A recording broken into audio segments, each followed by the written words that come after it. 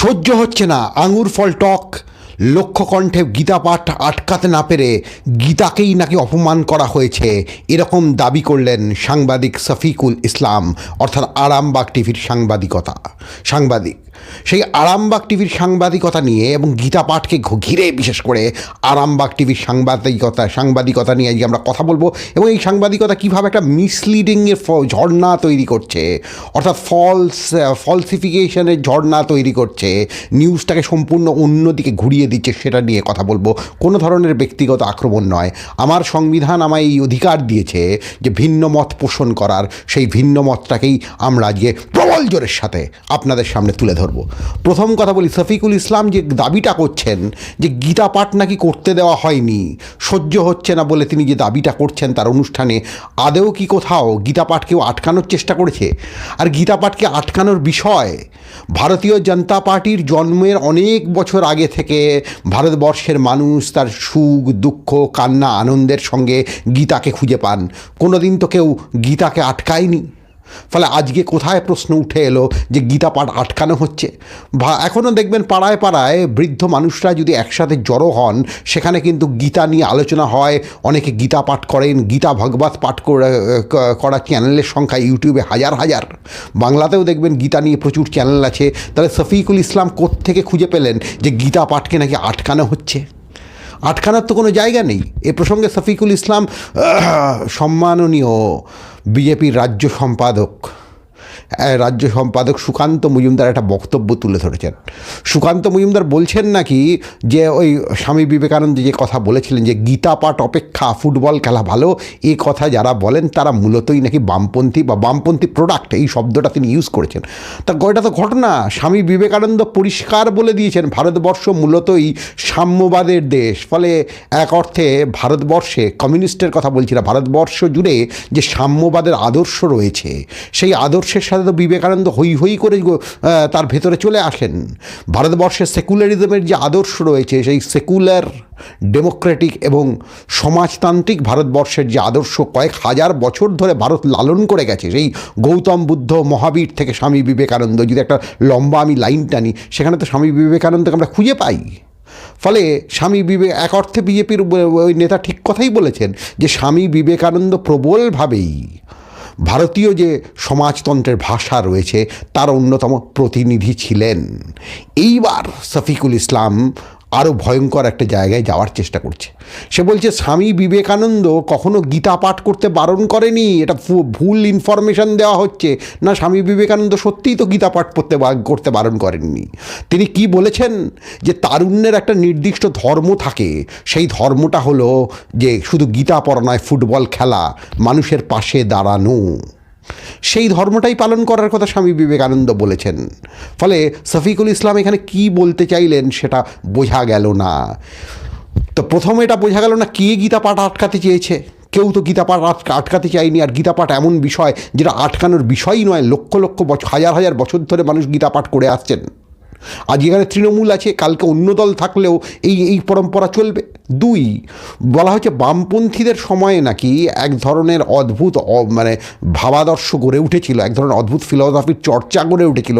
তাই জন্য মানুষ নাকি ধর্ম থেকে মুখ ঘুরিয়ে নিয়েছিল, ভারতীয় কালচার থেকে মুখ ঘুরিয়ে নিয়েছিল। কোথায়?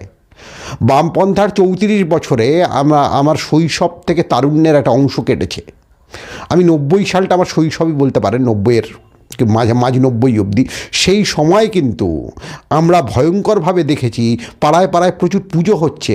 কখনো তো আমরা দেখিনি কোনো সরকারকে পুজোয় হস্তক্ষেপ করতে। উল্টে দেখবেন কংগ্রেস আমলে যত না দুর্গা পুজো হতো, বামপন্থী আমলে তার থেকে দুর্গা পুজোর সংখ্যা বেড়েছে।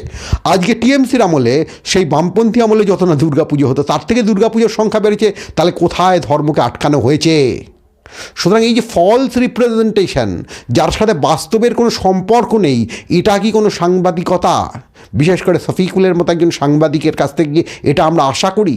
আমরা তো দেখেছিলাম যখন শফিকুলকে অ্যারেস্ট করা হয়, সেটা তো ভুল ছিল। এবং সেই সময় শফিকুল তার ভিডিওতেই জেল জীবন নিয়ে যে ভিডিওগুলো করেছেন অতুলনীয়।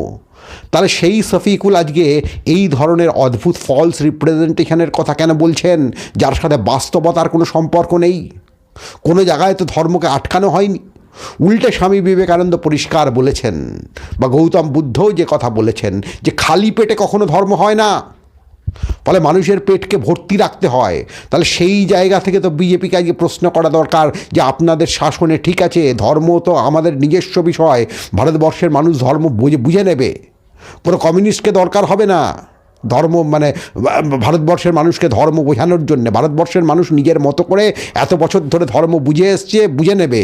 এই বিষয়টা ছাড়ুন, আপনারা একটু রাজনীতির কথা বলুন। আপনারা তো পলিটিক্যাল দল, আপনারা তো ধর্মীয় সংগঠন নন। যে কৃষকদের আয় দ্বিগুণ কী করে হবে, সাধারণ মানুষের হাতে অর্থনৈতিক রোজগার কী করে বৃদ্ধি হবে, গরিব বেকারদের হাতে কি করে চাকরি আসবে, কর্মসংস্থান আসবে, এই প্রসঙ্গগুলো নিয়ে আলোচনা হোক। কিন্তু দেখলাম গোটা শফিকুলের ন্যারেটিভে এই প্রসঙ্গগুলো নেই।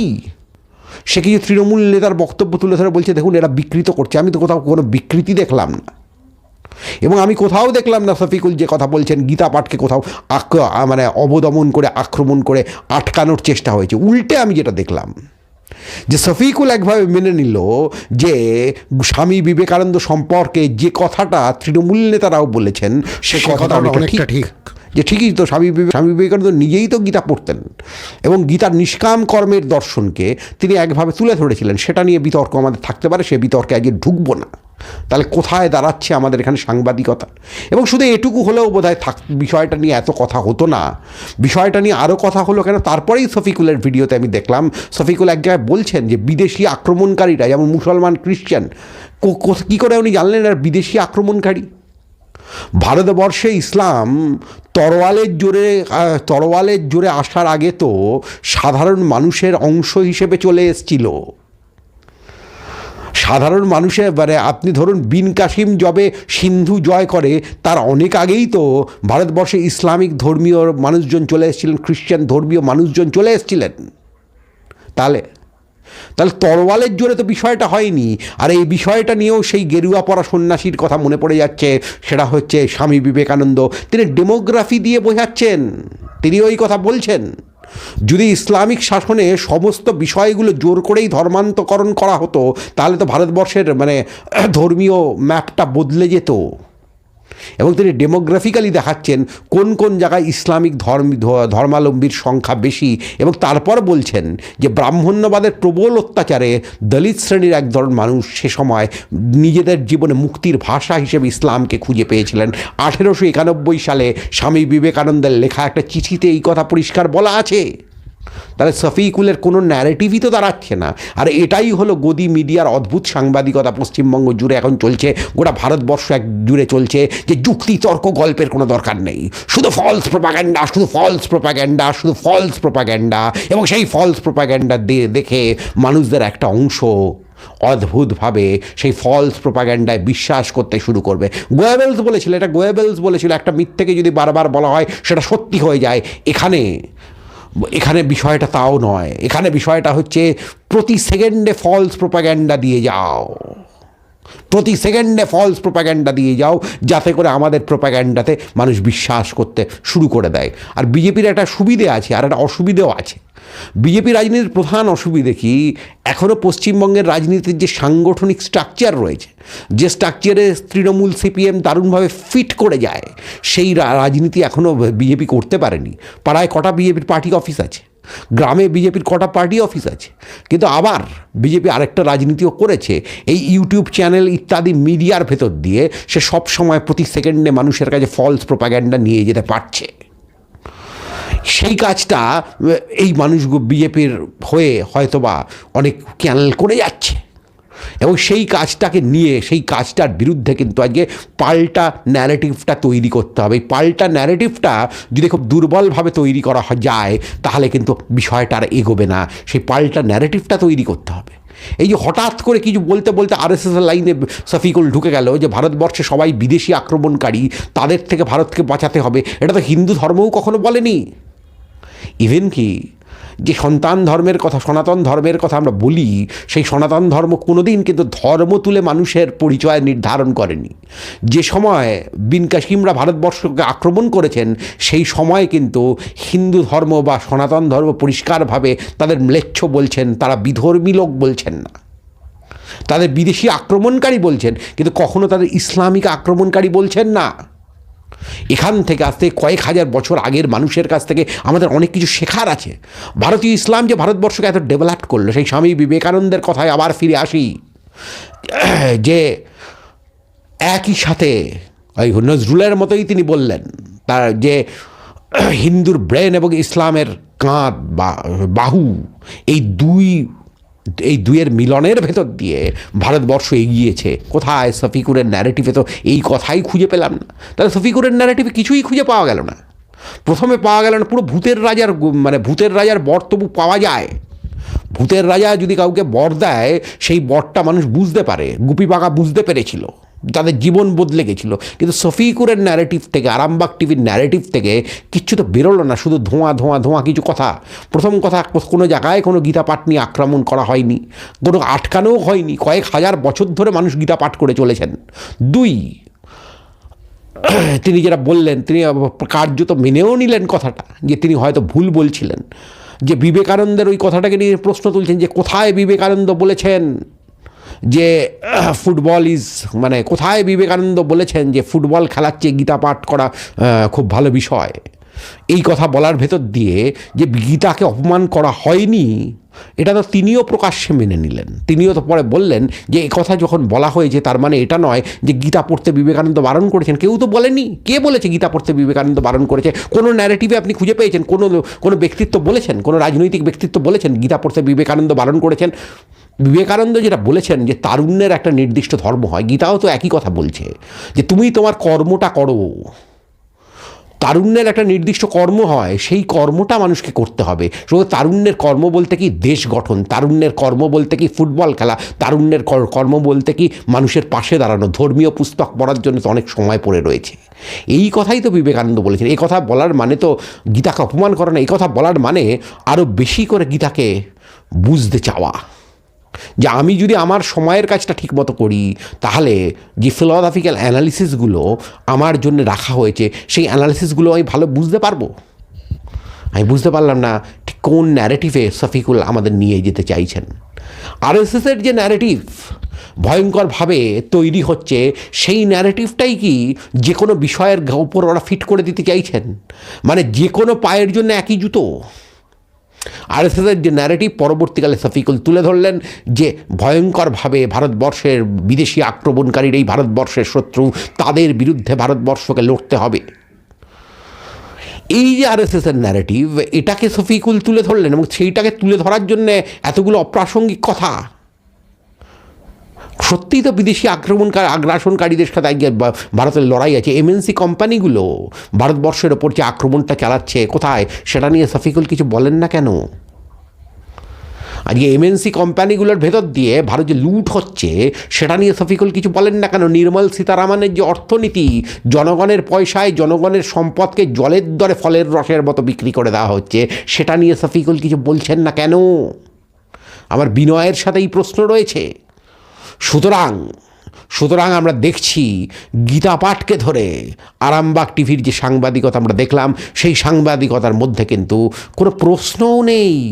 কেন কেউ কখনো গীতাকে আটকায়নি, কেউ কখনো গীতাকে আটকাবে না, কেউ আটকানোর প্রশ্নই ওঠে না। বামফ্রন্ট শাসনেও পুজো বন্ধ হয়নি, তাহলে হঠাৎ করে বলা হচ্ছে কেন বামফ্রন্ট শাসনে নাকি ডিরেল হয়েছিল বিষয়টা, সনাতন মূল্যবোধ থেকে মানুষ সরে গেছিল? উল্টে বামফ্রন্টের মধ্যেই প্রশ্ন এসেছিল যে বাম শাসন বাড়ছে এবং হই হই করে নানা ধরনের কুসংস্কারের প্রতি আগ্রহ কেন বাড়ছে। এবং তৃণমূল শাসনেও আমরা দেখছি যে পুজোর সংখ্যা যখন হই হই করে বাড়ছে, তখন এটা পরিষ্কার হয়ে যায় যে কোনোভাবেই এই শাসনের অনেকগুলো খারাপ দিক থাকতে পারে, এই শাসনেও অন্তত মানুষের রিলিজিয়াস ফেথটা আক্রান্ত নয়। এই শাসনের মারাত্মক কিছু খারাপ দিক থাকতে পারে, সেগুলো নিয়েও কিন্তু শফিকুল কোনো কথা বলছেন না। তিনি ওপর কিছু স্টেটমেন্ট তৈরি করে দিচ্ছেন যে গীতা পাঠকে আটকে দেওয়ার চেষ্টা হচ্ছে না। তিনি ওপর কিছু স্টেটমেন্ট তৈরি করে দিচ্ছেন যে স্বামী বিবেকানন্দকে যারা এই কথা বলছে যে ফুটবল খেলে গীতা পাঠের চেয়ে ফুটবল খেলা জরুরি, এই কথা বলে তারা স্বামী বিবেকানন্দকে অপমান করার চেষ্টা হচ্ছে না। স্বামী বিবেকানন্দের কথাকেই যদি কোনো রাজনৈতিক দলের নেতাও তুলে ধরেন বা কোনো ব্যক্তি তুলে ধরেন, সেটার ভেতর দিয়ে স্বামী বিবেকানন্দ আর যাই হোক অপমানিত হন না। তিন শফিকুল যে কথা বলছেন যে ভারতবর্ষ নাকি আক্রান্ত হয়েছে বিদেশি আগ্রাসনকারীর দ্বারা, একটু আগেই বললাম, সে কথার সাথেও কিন্তু ইতিহাসের কোনো মিল নেই। এবং যে আক্রমণ যারা করেছিল ভারতবর্ষকে, তাদেরও ভারতবর্ষ কিন্তু কোনোদিন ধর্মীয় পরিচয়ের জায়গা থেকে দেখেনি। চার, যে কথা শফিকুলরা বলছেন না, সেটা হলো ইকোনমির কথা। তৃণমূল শাসনে ইকোনমিক ডেভেলপমেন্ট কী হয়েছে সেটা নিয়ে আলোচনা করুন, সেটা নিয়ে আলোচনা করুন। কিন্তু সেখানে না, সব সময় একটা অদ্ভুত সাম্প্রদায়িকতার ল্যাঙ্গুয়েজ চলে আসছে, যার জন্য রবিশ কুমার আমাদের সতর্ক করে বলেছিলেন টিভি দেখতে দেখতে আমরা সাম্প্রদায়িক হয়ে উঠতে পারি। সুতরাং প্রতিরোধ করো লালনের নাম নিয়ে, প্রতিরোধ করো তিতুমির। আজকে প্রতিরোধের সময় এসছে, যুক্তিতর্ক গল্পগুলোকে, সেকুলার শক্তিকে তার তুলে ধরার সময় এসছে। এবং এই কাজে যদি আপনারা একটু 1% শৈথিল্য দেখান, এগোবে না কোনো কিছু। আপনারা ইমিডিয়েট এই অনুষ্ঠানটি যারা শুনছেন শেয়ার করুন। প্রচুর বন্ধুর কাছে অনুষ্ঠানটি নিয়ে যান। আমার সাথে যদি একমত নাও হন কোনো বিষয় নিয়ে, তবু শেয়ার করুন। তর্ক হোক। এবং সঙ্গে সঙ্গে কথামুখ সাবস্ক্রাইব করুন। এই অনুষ্ঠানটিকে ভালো লাগলে প্রচুর শেয়ার করুন। এবং যদি এই অনুষ্ঠানটা ভালো লাগে, অবশ্যই আমাদের ইউটিউবে থ্যাঙ্কস জানান।